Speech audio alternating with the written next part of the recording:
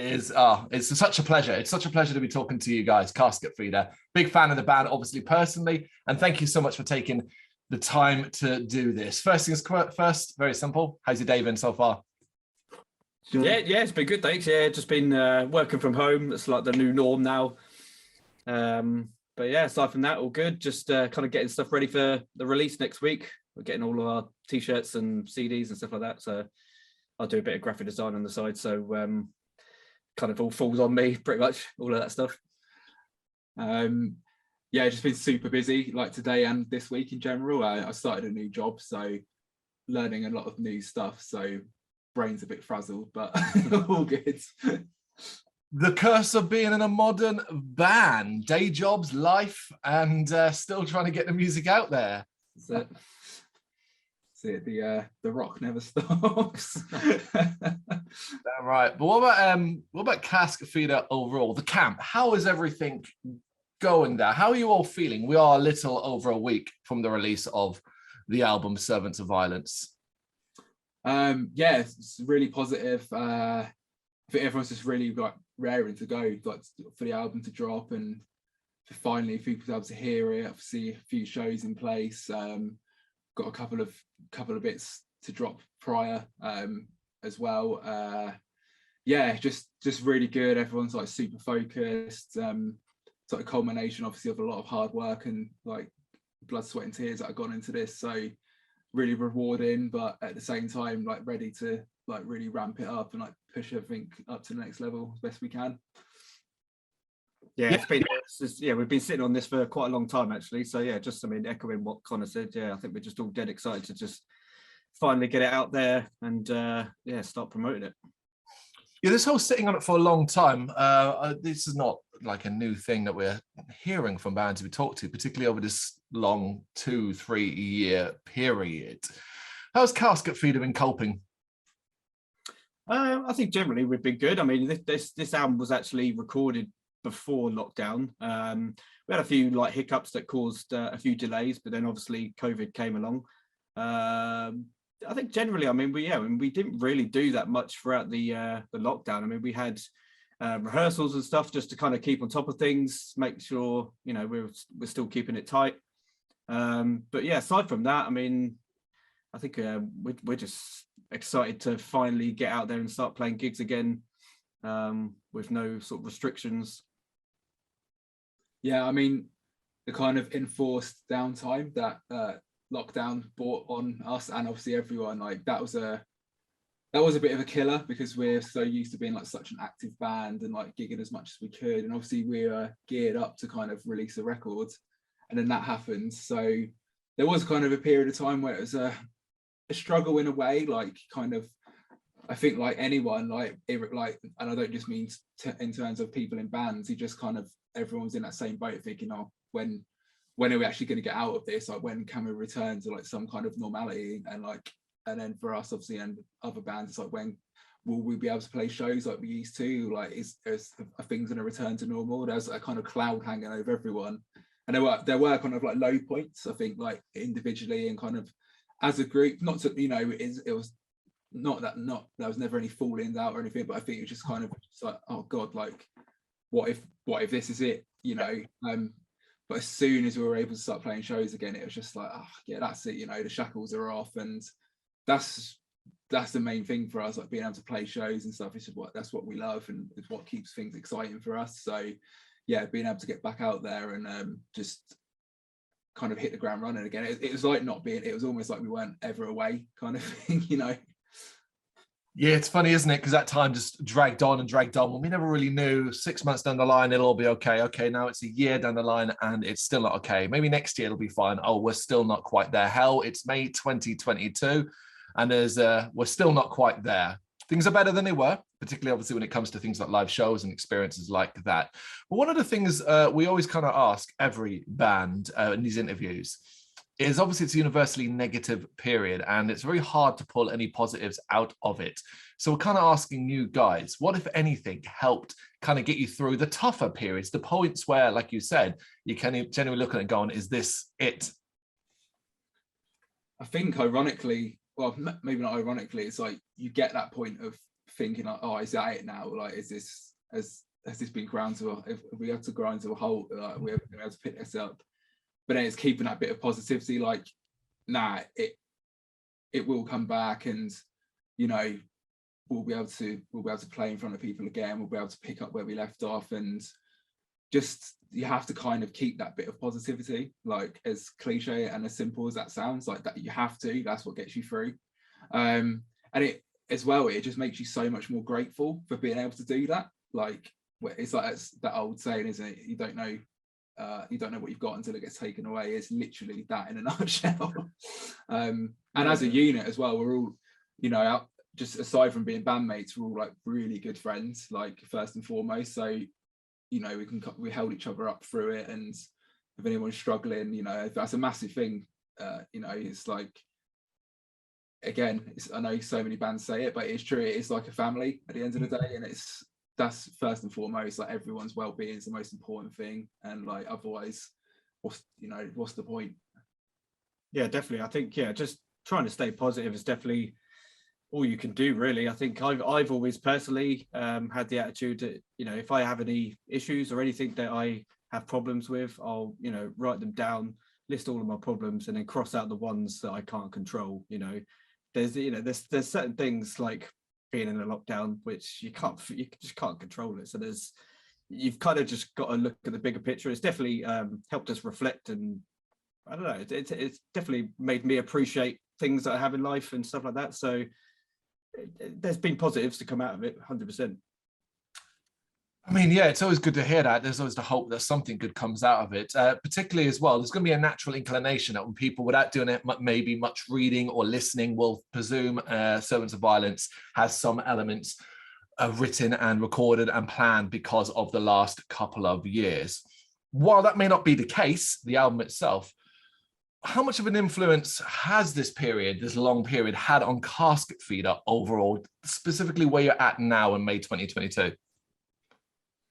I'd say like the events of the last couple of years haven't really had a direct impact on like our writing and stuff, like going ahead and writing, because obviously, because we retracked the album in 2019, we have already demoed like new material. We're looking forward, like, ahead to the next record already. But it hasn't had like a direct influence on that. But I think, if anything, the downtime, it gave us a lot of time to sit with that material and really, you know, listen back to it, analyze it and stuff, so much more than you'd normally get afforded when you're releasing an album. You know, pretty much general kind of timeline. You know, you track an album, and then 3 or 4 months later, like, all things being well, it tends to get released, so you don't have a lot of downtime like sitting with those tracks. But yeah, I mean, if anything, it's kind of, I mean, personally for me, I've kind of come around to them again with fresh ears, because even though we've had them there for so long, because it was such a long time before we were able to play those some of those songs in front of people, it does kind of make them new again. And you get, you know, you have that opportunity to see like people's reactions to like material and how people respond to certain stuff, because our sound has evolved quite a lot from the early releases. So yeah, just that extra time to kind of think about where we've come to and like how we want to evolve things going forward and how we want to push ourselves. I think I'd say that would be the main takeaway, like, personally. Oh yeah, 100%. Yeah, like, I think it's definitely given us more time to kind of think about things, reflect on things. I think, you know, we changed the track list a few times. You know, there was a song we took off the album. We later actually ended up releasing that as a separate single. You know, like merch designs, it just gave us a lot of time to just kind of think about, you know, the whole kind of package and how we were going to deliver it. So yeah, it's been frustrating, but I think it's definitely it's been good to kind of reflect and take our time with it and not rush it. No, I think that is awesome. It is awesome to hear, because it's clearly paying off. It's also great to hear the enthusiasm you have for the album, because obviously that could have been dampened by the long wait and how long you've had to sit with it, and mentally as you move on to new music. But it is a very exciting time, not just for you, but for people who are fans of the band, buoyed by the release of the singles that we've heard so far. Some generally excellent stuff, guys. That positive reaction that seems to be universally across the boat in the comments section, the reviews, however you might be looking at. Has that helped ease your nerves regarding how the full release is likely to be received?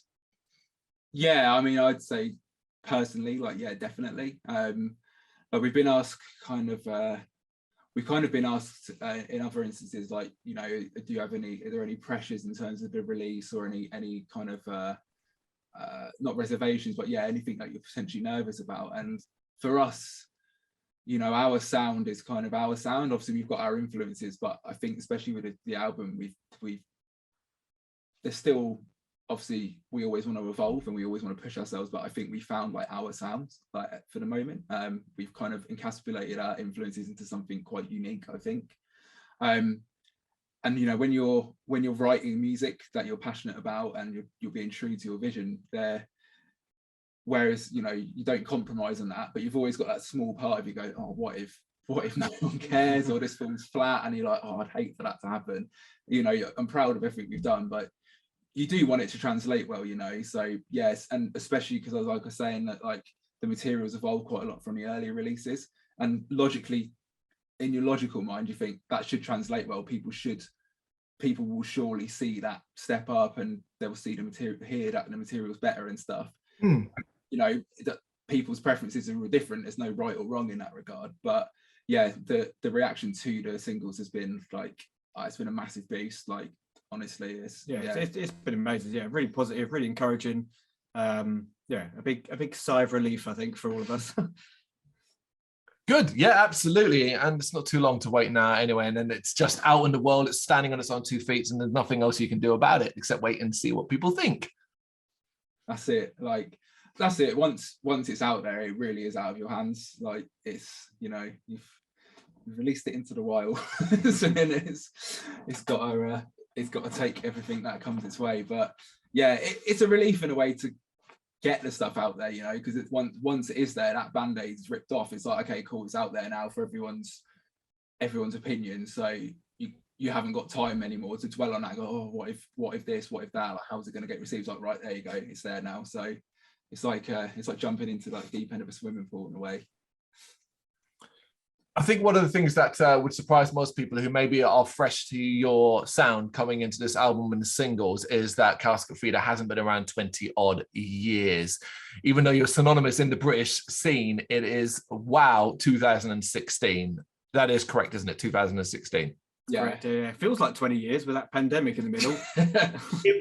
Honestly, when I checked the date and I was like, nah, that can't be right. That's got to be wrong. It feels like you guys have been here forever. That's not a negative, but it does feel that way. No, cheers. I appreciate that, man. Thank you. Yeah. You hit the ground running. I mean, EP Venomous Tongues in 2017, Scalps in 2018, and single Wormwood in 2021. That kind of makes me think everything's been building to this moment, to this release, where we now, and you've talked about it already, I guess, to a degree, a clearer and defined showcase of who and what Casket Feeder is exactly, this album. Yeah, 100%. And I think for us, that's the biggest kind of stake. It's like, okay, we've put it all on the table in terms of like the material we're presenting here. So it's like, you know, I don't want to sound like our biggest cheerleader, but you've got to take pride in what you do. And I think this will make people realize like we're not like messing about, and we intend to stay around for a long time and like make our mark on this scene and further. You know, there's a strong swathe of like British metal bands coming through now, like young bands, and like at the more extreme end of the spectrum. And I definitely think like, yeah, we can definitely run with that pack, like, you know. 100%. Yeah, I think yeah, like you said, obviously first EP 2017, 2018. We did originally plan to release this album in 2019, so you know, it kind of broke up the momentum a little bit, but yeah, it's good to finally get it out there. And I think this album's definitely a lot more sort of collectively, you know, it's all kind of yeah, it's had a more collective input from all the band members. So I think we've definitely yeah, like Connor said earlier, I think we've definitely found our sound on this album. I think even as well, like with the things like the videos and the artwork for the album, we've had such a more we've had so much more thought and stuff that we've put into like the aesthetic presentation of the band and like the videos and things like that. And it's, yeah, you know, we've been able to present like a much like stronger like vision out of ourselves and like representation of like the band overall. Like I think we've got quite like a much stronger identity now we're coming forward with. Well, fingers crossed all of that pays off. I feel like it will. Thank you. Thank you. Fingers crossed. Servants of Violence, the album itself, the subject matters that it kind of delves a little bit into. Cults is obviously ingrained in it. And while obviously the term itself may not be new, we're kind of seeing it gain a depressing modern relevancy in the public space. When I say that, I think of things like politics and the likes of that. For you guys, how did you get yourself into the headspace for writing and talking about what is a very wide-ranging set of subjects, and then tying that into a sort of apocalyptic sense? It was kind of, we never really sat down and said, okay, we need to write an album about, you know, the four horsemen of the apocalypse. It was kind of, I think, as we were kind of writing all of the songs, they just all had a sort of reoccurring theme. You know, obviously war, politics, you know, religion, all of those things, and it kind of just made sense. It just to tie it all together. The Four Horsemen just seemed like the perfect way to kind of represent what we were kind of talking about. But I think, weirdly enough, I think these were obviously written maybe like 2018, 2019, but you know, like 3 years later, it's like even more relevant probably than it was then, maybe. But yeah, it was kind of when, like, to kind of expand on or continue with what Matt was just saying there, like, yeah, we didn't have a conscious like theme for the record kind of thing, but as Matt was bringing us more and more lyrics, it was like, hang on, there's definitely like a thread like running through this. And yeah, it all just came together like kind of almost seamlessly in that sense, and it just made sense. It all, the topics all kind of fit within that kind of aspect of like cults and you know, whether that's like a literal cult of personality, you know, and all the modern like issues facing like humanity, so like environmental collapse, like warfare. And yeah, unfortunately, like 3 years down the line since those songs are written, it's like more prescient than ever. So sorry everyone, but yeah, I mean, that's an incredible timing. That's just incredible timing, but it does seem as we're always going to be killing ourselves over something regardless. Been doing it since the dawn of time. We'll continue doing it to the end of time, almost to the point, I think, where desensitization and apathy sinks in. You turn the news on, there's a bazillion things going on. You just kind of start to let it wash over you. So in that regard, with Casket Feeder then, and it came to, I guess this might be more specific for you, Matt, when it comes to lyrics. How do you push through those feelings, that sense of apathy that comes with that, to deliver what you have done on this new album? Well, I think, I mean, a lot of the topics I kind of wrote about, I guess it's probably down to my own personal taste of what, like, reading and watching documentaries and things like that. I don't know. I'm just fascinated by the whole sort of idea of cults and why people, you know, get started into the cults and stuff. And obviously religion. I mean, I'm not religious, but the whole sort of debate on religion just fascinates me. And yeah, I think it's something I feel passionate about, and something I know that, you know, it's definitely got that emotive feeling. So I don't want to write lyrics about, you know, dungeons or dragons or anything like that. It's just kind of, yeah, something that really that I can kind of feel like it just gets me fired up. I think that's it as well. Like when you're passionate about these issues, like you're totally correct in saying when there is so much kind of doom and gloom in the world, it can be overwhelming, and even with the best intentions and like being passionate about these things, like sometimes that can force you to be apathetic, because it can be like too much to deal with sometimes. But having an outlet like music where you've got like I don't want to say platform, but to that effect, you've got a vessel to, like, you know, vent those frustrations or like put an opinion across. I think it's a great release, and it's a really constructive way to get those viewpoints across and try and engage people. You know, I totally agree with Matt in terms of like lyrical approaches and stuff. Like, don't get me wrong, like some of my favorite bands, like, you know, it's quite escapism in the lyrics, like a load of old death metal and stuff, and like a load of old thrash metal and stuff. I love it, but definitely material and bands resonate with me more when they're singing about like real topics, real struggles. I just think it resonates with people a lot more.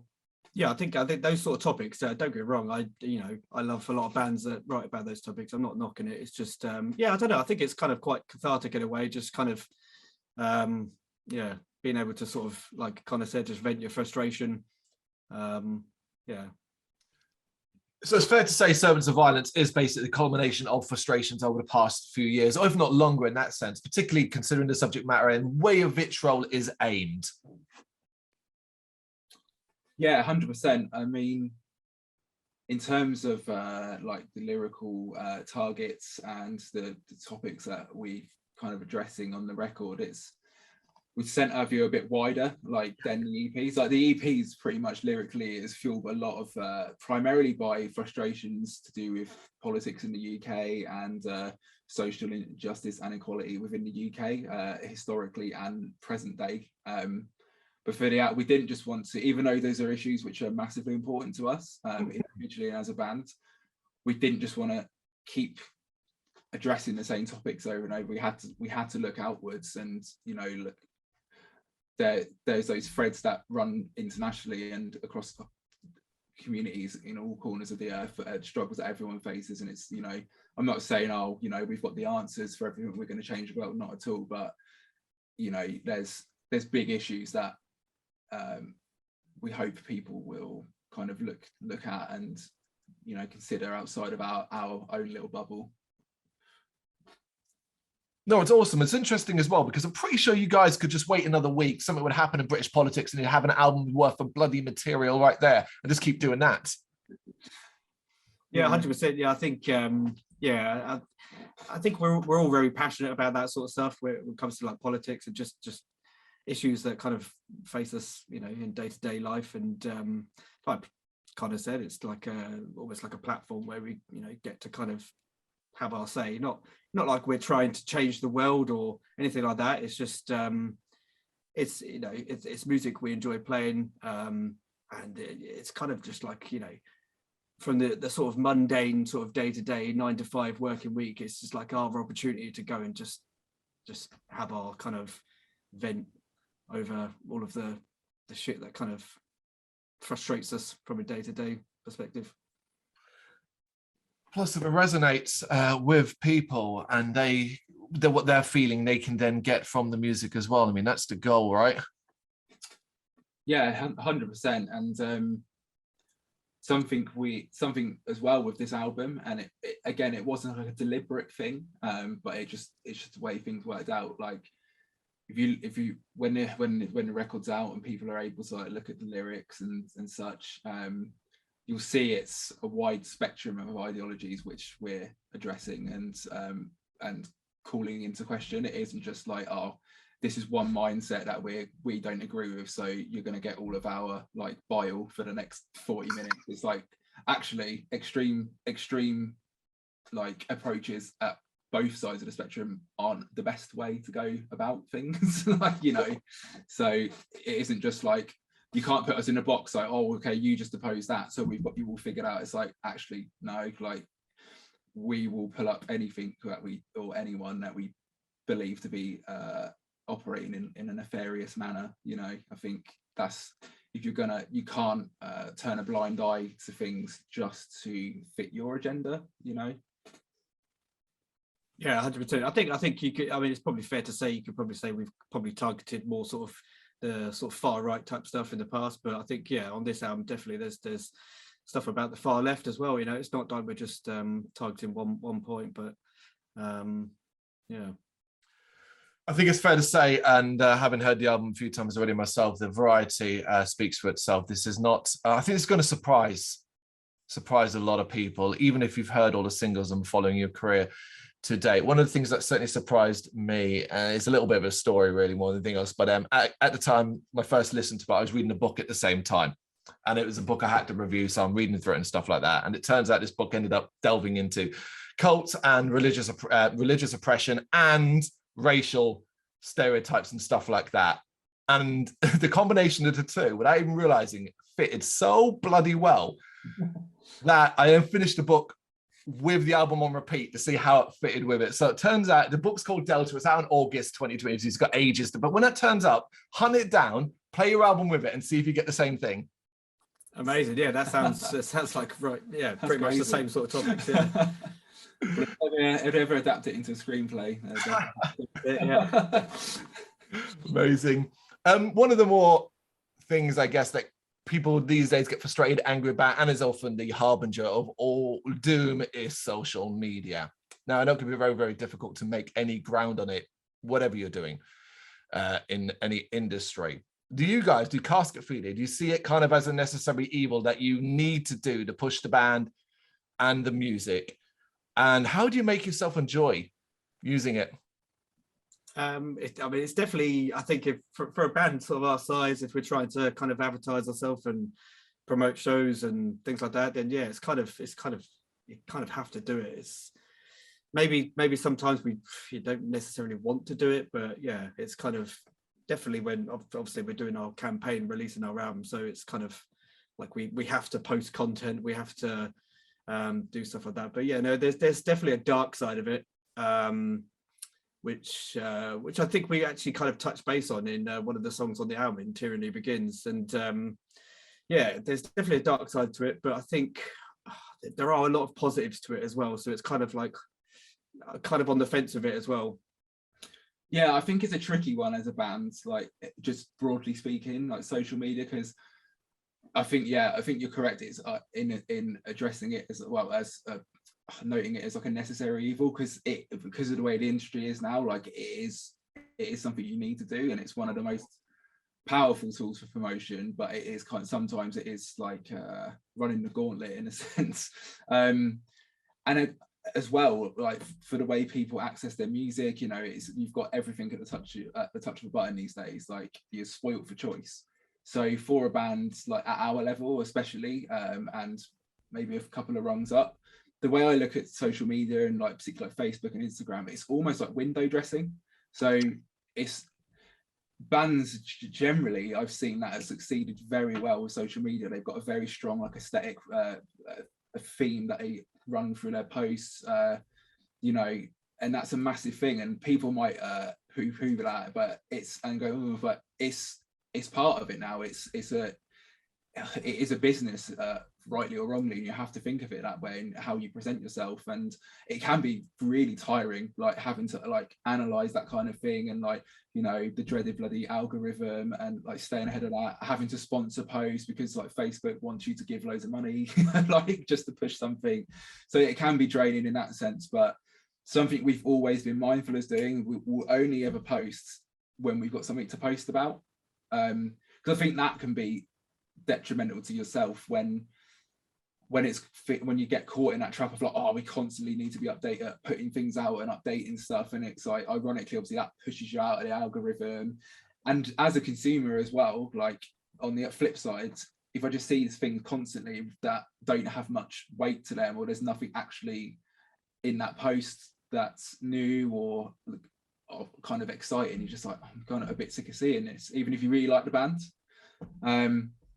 But I mean, on a personal level, aside from doing like the band stuff, like I've pretty much disengaged from social media, because yeah, it's just a bit of a time drainer, and it's so easy these days as well. Like it's a bit like keeping up with the Joneses, you know. I mean, we're not the youngest people. We're all like in our basis, we're all in our 30s up to mid 30s kind of thing. So, you know, we're all pretty secure in ourselves and what we're doing and stuff, but I can see how people get so sucked into that kind of almost competitive nature of social media, and that's an awful thing, especially for young people, you know, that they constantly feel inadequate and like they're not good enough because of the things they see on the internet. And yeah, I mean, I hate it for that, like, to put it bluntly. Like, yeah, so I just removed myself from it, aside from doing band promotion and like doing stuff on the band accounts. Like I think I share like a couple of things a year, if that, and then I pretty much go back into my little cave. Yeah, that's definitely like the dark side of it. I think it can be quite damaging on your mental health as well. Just, you know, all that thing about like FOMO and things like that. Maybe seeing all your friends post a picture and you're like, oh, you know, you're not there. And I think for the younger people, it could definitely be quite damaging, because I think when you're younger, everyone just wants to kind of, you know, be popular and be accepted by people. And yeah, there's definitely such a dark side to it. So, I mean, I love it for band purposes, but yeah, I mean, personally, I try to limit myself each day, because it gets a bit tiring when you're just kind of scrolling and scrolling. It's just yeah, it's quite tiring. And like the other aspect is there's so much like kind of animosity in some ways, you know, especially if anything to do with news or like a political discussion, it also often like just kicks off or descends into like your mudslinging.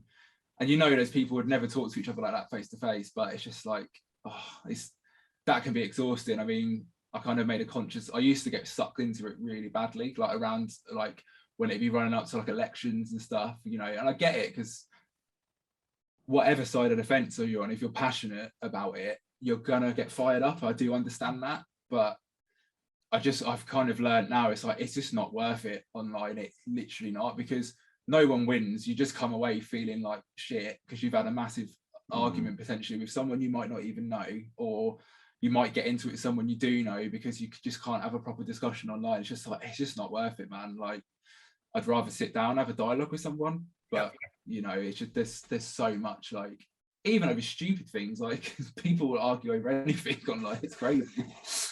Like, oh yeah. I mean, your descriptors there as well about how to use it for Casket Feeder and how to keep the focus on that. It's one of the more dare I say, down-to-earth explanations I've heard from a lot of bands. This is a question we pose to most bands because of how important social media is to modern music. And it's always interesting to see the wide range of thoughts and opinions for bands that are 30 years into their career to bands that are a year into it, and yourselves who are 6 years in. So it's amazing to hear you describe it in such a measured way. But all I keep thinking is, yeah, 6 months down the line and the algorithm changes and you've got to start it all again and work it out again. Yeah, it's just, that's it. You just got to kind of constantly stay in touch with it. It's almost like I mentioned earlier, I do graphic design. You're just constantly like looking at trends and things like that. And you know, I've never been one to sort of follow trends, but I think in that sort of sector you have to really sort of. But yeah, I think you just like the algorithm always constantly changing. You just always got to just stay on the ball if you want to kind of figure out what you need to do really. It's a bit like a Rubik's Cube, you know, you get all of the sides bar one square done, and then you're like, oh God, I've got to like undo this and start again. But, and I think that if I'd say this to like any bands, anyone, like, just as simple as it sounds, like, just be genuine to yourself and how you present yourself on your social media, because that does come through. Like, people can tell when it's kind of a constructed image and stuff. It's just like, just be genuine to yourself, you know. And like, not to contradict what I'm saying earlier, I think having a strong kind of overall aesthetic and stuff is important, but make that something real to yourself, and like how you post and how you engage with people, like, just be genuine, because sooner or later people are going to talk to you at shows, and if you're a very different personality and you're construing something completely different online, that can fall flat a little bit with people. Like, people want people to be genuine and they want people to be relatable, you know. And I think especially for us, it's like we've never had this pretense of like, oh yeah, we've got to come across as this like proper evil metal band or yeah. And like, even like some of the things we address lyrically, it's like we never want to come across as like, oh yeah, look, we're these holier than thou like arch intellects, like death metal heads. It's like, no, we just write about what we're passionate about. We play the music we love, and we love playing shows, and we love hanging out with people. Like, that's who we are, you know. Yeah. Like, that's wonderful. I love that. May 20th. It's not too long now, the album release date. And it turns out you're playing an album release show 6 days after at the Blackheart in Camden, London. Yes. A hell of a lineup on that. A hell of a lineup with the bands on that. I'm going to be there. I can't wait. Me and my wife will be there. What's the plan? Is the album being played in full? Almost in full. So predominantly the album and a couple of older tracks in there, but it's going to be a big set. Yeah. You guys must be stoked for that, man. It's going to be a hell of a show. The Blackheart, I mean, I love that video is amazing anyway. Yeah, we love the Blackheart. Yeah, we've always had a bit of a soft spot for the Blackheart. So yeah, we can't wait. I think, like I said earlier, it's just good to get back playing shows again. And yeah, it's just going to be nice to finally just get this album out there. We've been waiting so long for it. It's nice to finally get it done. It's going to feel like a bit of a party, I think, but definitely. Yeah. As it should. Oh, going back, did you during the period of like the hefty lockdowns and during the first one, I think there was a brief attempt in this country to try and make socially distant shows and seated gigs, including in metal, a thing. Was that something that ever came your way? Did you ever consider it, or did you attend any? I think we actually said like we're not going to do one. If we do get offered it, we're just not going to do it. I don't know. I think we just feed off a lot of the energy live, and I think just playing a sit-down show would just seem a bit weird for us, and it'd just be really hard to sort of get into it.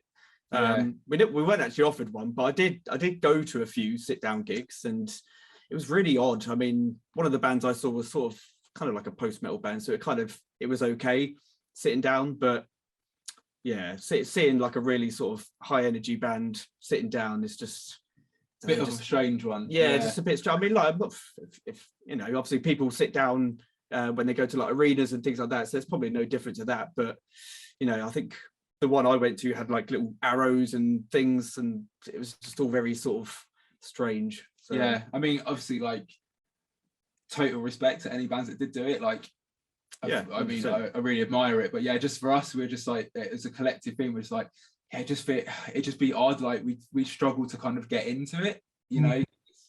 And I think as well, especially because most people attending probably would still be a little bit uneasy, like about like, oh, what can you do? Like, it's not the normal kind of vibe for a show. So yeah, especially playing like very fast extreme metal, it's a bit of an odd one like, for people to sit down for, you know. I mean, I've not to like go too far off topic, but I play in like a covers band. We do like a Tony Hawk soundtrack covers thing, and Matt filled in on a show for us as well, and we played this show, and it was really odd because they left loads of seats and stuff out in the state, like in the like crowd area bits, and loads of people just sat down, and it's just like I just felt like I was playing at a school assembly. I couldn't get into it at all. It's just weird. And that's playing like skate punk, you know, it's not playing like death metal. So yeah, it's a bit of a mad one. That wasn't in the lockdown either. I was just like, yeah, we need that kind of, even if people aren't going nuts, you know, you can just see people standing up and like giving it a little, like moving their head about and stuff. It's like, okay, at least that you can tell they're getting into it. So you just feed off of that. But that was it. That was the only thing for us. It's like, yeah, I just don't know how there'd be like no real buzz for us to feed off a kind of thing. That's all. No, it makes sense as well. It was a short-lived, at least in London, it was very short-lived, an attempt to do that. Most of the venues just couldn't handle it, couldn't be open with such a low capacity anyway. Yeah. I think it's like logistically, I mean, our local venue, the Crawford Arms, like because as far as I understand, obviously there was like the musicians, it's not musicians, like the venues trust. I think they got funded, didn't they, by someone? Yeah, but like every venue within that I can't think of the words now, but every venue supported by that trust, basically in collaboration, they got assistance with doing like a COVID safe plan for running like for running seated gigs and like the capacity they'd be able to operate at with the COVID laws and the social distancing procedures in place. And I think for the Crawford it worked out they could have like 30 people in there, and that's a 260 cap venue. So they were just like, it's financially not feasible to open the venue for that. And it's like, wow, it's crazy. I don't think you could even break even in a scenario like that. It's unless everyone bought about 20 pints. It's just not gonna, it's just not gonna happen. Like, well, yeah, I mean the Blackheart, speaking of the Blackheart, that had to do wasn't a Kickstarter, a GoFundMe. Yeah. Thankfully they reached it and survived, but yeah, that's what they had to do. Yeah, I remember that because I think we actually that's why we released Wormwood. Yeah, so obviously I've mentioned earlier, obviously we've released a track that was meant to be on the album, but we released it as a single last year, Wormwood. Yep. Yeah, so I mean, obviously that was around the sort of time that the Blackheart was doing their fundraiser. So we actually donated 100% of the download sales to the Blackheart. Of course, it's all coming back to me. I remember this now. Oh, it's amazing. Guys, I got one more for you. And it's really now what's hopeful. And I say hopeful because even though gigs and live music is coming back, trying to book shows, book tours, and get on festivals is near enough bloody impossible thanks to the backlog. What are the hopeful plans for the remainder of 2022 for Casket Feeder? We got the album launch show 26th of May. I know you've got Crawford Arms coming up in July.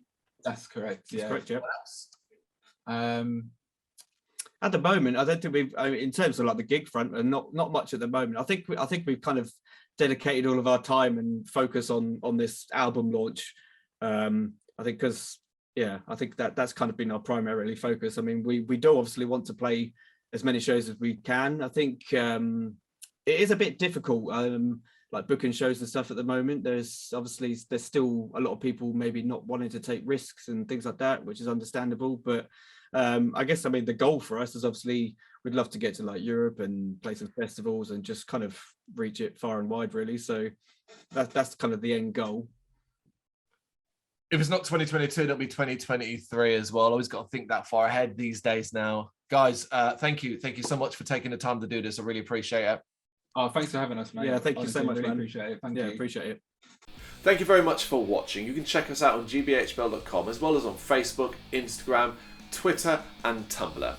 Go to Patreon to help us out over there. That's patreon.com/gbhbl, as well as Big Cartel, where you can find some of our merchandise. We have a podcast running on SoundCloud and Apple Podcasts. And of course, if you like this video, do us a favour, hit the subscribe button and help the channel grow. Games, horror and heavy metal. What else is life for?